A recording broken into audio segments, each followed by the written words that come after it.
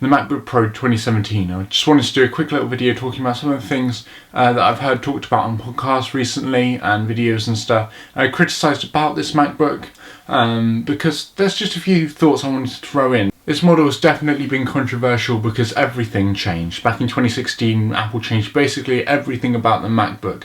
Obviously processors, but the screen changed, which has been a great difference. The trackpad changed, the keyboard changed, they added the touch bar. All of that stuff changed about the MacBook, and not everyone's happy about it.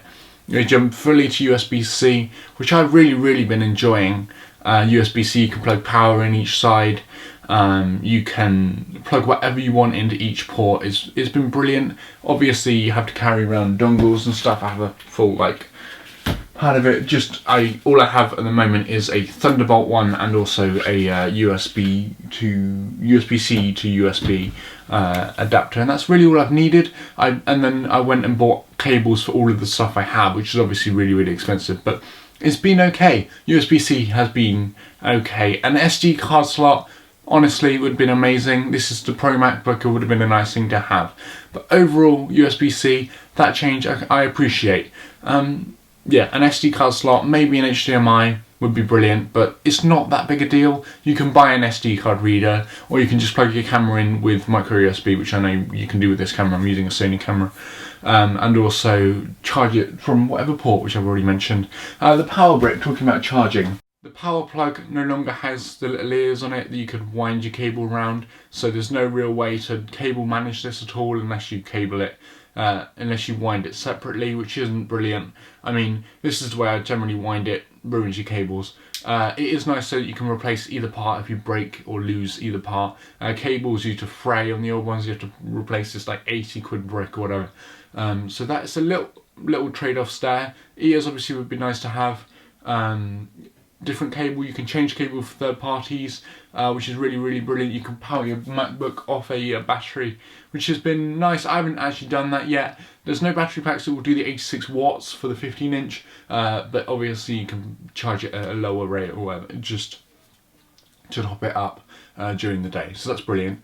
So yeah, power brick, not brilliant. No way to cable manage it.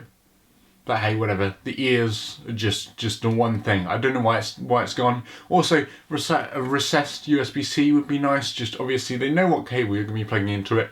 Recessed, so that then you're less likely to snap the cable. Kind of inevitable on this, so that would be nice. Seeing as this is like 80 quid, I don't want to break it. Also, MagSafe is gone, not brilliant. I've been using it at college and stuff with people running around and all sorts.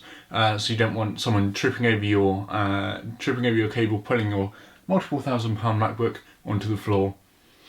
Definitely not a good thing to happen. So yeah, I would definitely like MagSafe to USB-C. I think USB-C was a good idea, but hey, MagSafe is gone. It's just something to mention. But whatever, I can deal with that. For USB-C, it's okay. Just the versatility of this has been much better than the designated charging port on the MacBook. So the keyboard is another controversial thing. It changed with the 2016, and then they updated it a little bit on the 2017 to make them slightly more reliable. Still not reliable. People are still having tons and tons of issues with them, which really isn't great, because Apple have to replace the whole keyboard rather than just keycaps, which gets incredibly expensive if you don't have Apple Care. I'm definitely buying Apple Care on this thing before the 1 year runs up, so that I don't have issues with that down the line, because it gets expensive if you have to pay for it yourself. Because they go after like 4 months or whatever. You get dust stuck in them, because of the low travel, you get them squishy and they stop working, and it's really not great. But overall, I like the keyboard. It's really low travel. People don't like that generally, but it takes a little bit of getting used to, and I like it overall now. I really like it. But obviously some people have used the old ones before for a long time. I know definitely my dad doesn't really like the new keyboards very much, because he's used the old MacBooks a lot. The low travel takes some getting used to, and it's definitely an acquired taste.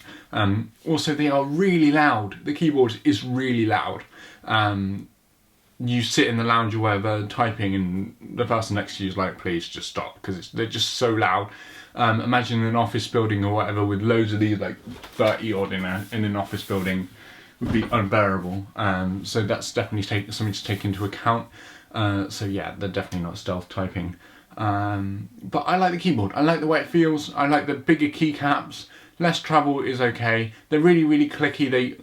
Which goes with the sound, but they bottom out really nicely. They're not mushy at all. I kind of found the old ones a little bit mushy. These are brilliant.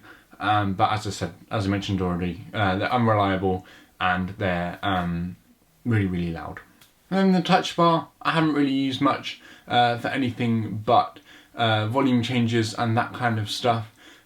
So yeah, brightness changes, volume changes. Touch ID is brilliant. Nothing really more to say about that. Just sign in and Apple Pay and all that lot is just great to have. But touch bar I don't really use very much. It's just there. I don't particularly hate it. I don't really accidentally hit it. I changed the escape key to the key that would normally be below escape, that you wouldn't use really for anything else. It's characters you won't really use. But it's okay. I'm kind of indifferent to it. If I could get a computer that was, say, £300 cheap or whatever without a touch bar, I probably would. But yeah, it's okay.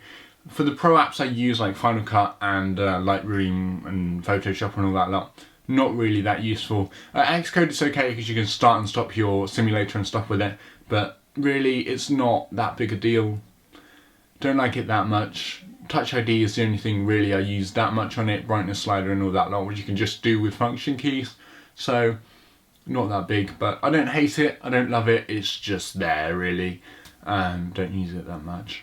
Something I really hate about this MacBook is battery life. They made it much thinner than the last one. I mean, you probably can't see it very well, but it's really thin. Really light. Lovely to have in at college, carrying it in your backpack. Brilliant. But the battery life is just awful. Like 3 hours on Xcode or Lightroom or whatever that. Obviously, Adobe stuff uses tons and tons of battery, but like Xcode with a simulator, definitely a common use case for this MacBook Pro. Like seriously, this is something that people do a lot on this kind of thing, and definitely really not good on the battery life. I go through like 2 or 3 batteries in a college day. I mean, I do really heavily use this thing, but like seriously, the battery life. Basically, the new CPUs are a lot better at low power, so just like browsing in Safari, not Chrome, because Chrome eats battery life, but browsing in Safari, it'll last the 10 hours or whatever they specify. As soon as you put any sort of load on it, the MacBook Pro, which is kind of what you would expect people to be using it for, it's gone in 4 or 5 hours. It's ridiculous. So definitely you end up using this kind of ridiculous charging cable quite a lot, because of the battery life is just really bad. I mean, you can power it on battery banks and stuff, but you really shouldn't have to. It's the MacBook Pro. So yeah, maybe they could have made a lower end one of these that's so thin or whatever, or made the 13s really thin and made the 15s actually have the battery life and the ports and stuff that people really want. This is definitely an extreme change from the last one. And I think they could have done with an intermediary. The world isn't ready for this. The technology isn't ready to actually back this thing up, because the USB-C Thunderbolt stuff isn't here yet. The CPUs aren't efficient enough to have that, or the batteries aren't good enough to have it that thin. So it's really nice to have it, but it just doesn't work that well. So there are certain sacrifices with using this over the 2015 model, such as the battery life, such as the keyboard being unreliable, such as not having your SD card slot, not having your HDMI. Whether you're willing to take those trade-offs to then use something that's much thinner, much lighter, much faster, that's up to you. But it's different, and I like it.